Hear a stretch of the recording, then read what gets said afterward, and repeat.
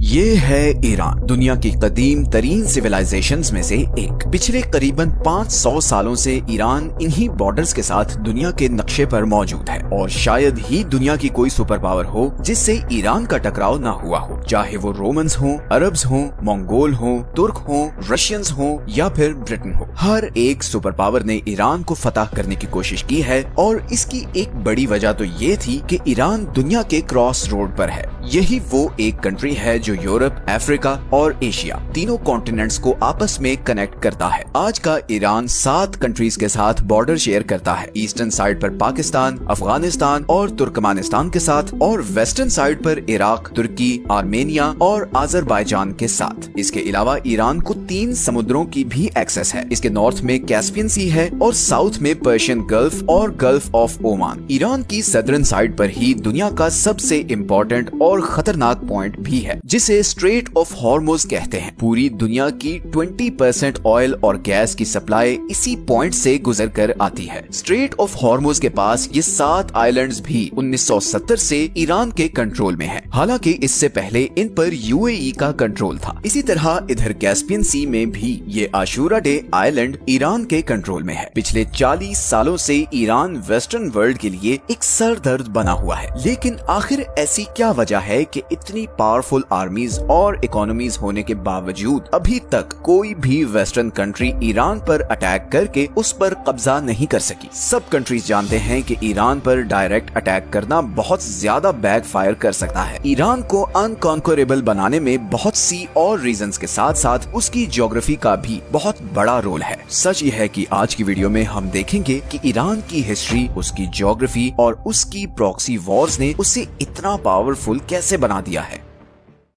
سب سے پہلے ہم ایران کی جیوگرافی کو سمجھتے ہیں۔ ایران کی سدرن اور ویسٹرن سائڈ پر زیگروس ماؤنٹین رینج ہے۔ ایران کی کوسٹ لائن سے لے کر عراق اور اوپر ترکی تک پھیلی ہوئی یہ ماؤنٹین رینج ایران کو ایک زبردست نیچرل پروٹیکشن دیتی ہے۔ یہ سارا ایریا بہت ہی پتھریلا ہے اور اسے کراس کرنا بہت زیادہ مشکل ہے۔ ان پہاڑوں کا ایران کو اتنا فائدہ ہے کہ 1980 میں جب عراق نے ایران پر اٹیک کیا تو اس کا پلان یہ تھا کہ ایک تو وہ یہاں خوزستان کے آئل رچ صوبے پر قبضہ کر لے، اور پھر یہاں سے آگے ایران کے باقی شہروں پر بھی قبضہ کر کے ایرانین ریولوشن کو کچل دے، کیونکہ سب عرب کنٹریز ڈرے ہوئے تھے کہ ایرانین ریولوشن کے اثرات باقی عرب تک نہ پھیل جائیں۔ مگر عراقی آرمیز 2 سالوں میں صرف ادھر خوزستان تک ہی پہنچ سکی۔ انہوں نے بہت کوشش کی کہ وہ زیگروس کے پہاڑوں کو کراس کر کے ایران پر قبضہ کر سکے، مگر انہیں کامیابی نہیں ملی، اور پھر ایونچولی ایران عراقی فورسز کو پیچھے